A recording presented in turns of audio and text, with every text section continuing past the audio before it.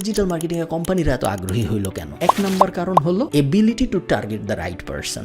যখন আমি জুতা বেচবো একটা এবং আমার ট্র্যাডিশনাল মার্কেটিং ব্যবহার করতে হবে জুতা বেচার জন্য, আমি যখন টিভিতে অ্যাড দিব, নিউজ পেপারে অ্যাড দিব, বিলবোর্ড বসাবো জুতার, ওই জুতার অ্যাডটা আসলে কে দেখবে, তার আসলেই জুতা কেনার আগ্রহ আছে নাকি, এগুলোর কোনো কিছুর ব্যাপারে আমার কোনো সিওরিটি নাই। মার্কেটিং ব্যাপারটা এরকমই ছিল, কোনো গ্যারান্টি ছিল না, যেটাকে আমরা বলতাম যে গুলি করা, যে গুলিটা চারিদিকে ছড়ায় যাবে, কয়েকটা লাগলে লাগলো, কয়েকটা লাগলো না লাগলো। ডিজিটাল মার্কেটিং আসার পর এটা পরিবর্তিত হয়ে শর্টগান মেথডে চলে আসছে। এখন আমি জুতার অ্যাড টার্গেট করে এমন মানুষকে দেখাইতে পারি যার জুতা দরকার, একদম পিন পয়েন্ট করে পারফেক্ট মানুষকে টার্গেট করার এবিলিটি ডিজিটাল মার্কেটিং অনেক বেশি। সেকেন্ড আরেকটা যেটা বড় কারণ সেটা হলো কস্ট এফেক্টিভনেস। দেখেন পেপারে অ্যাড বা বিলবোর্ডের অ্যাড অনেক দামি, এবং এটার একটা মূল কারণ হলো রিয়েল এস্টেটের স্বল্পতা। আপনি চাইলেই মহাখালীতে 500 বিলবোর্ড বসাইতে পারবেন না, জায়গাই আছে 10টা। সো যেহেতু জায়গা কম এবং যেহেতু ডিমান্ড বেশি, এই কারণে সব কোম্পানি টার্গেট করে ওই 10টা জায়গা নিতে, এবং এই কারণে দামটা বাড়ে। ডিজিটালের সুবিধাটা হইলো ফেসবুকের স্ক্রলের তো শেষ নাই, গুগলের অ্যাডের তো শেষ নাই, ইউটিউবে ভিডিওর তো শেষ নাই। সো কত জায়গায় আমি কত অ্যাড দিতে পারবো এটার যেহেতু শেষ নাই, সো খরচ কমে আসতেছে,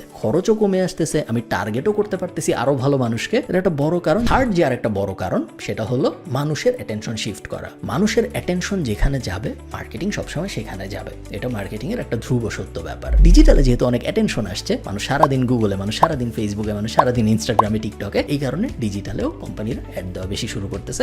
খুব সিম্পল ব্যাপার।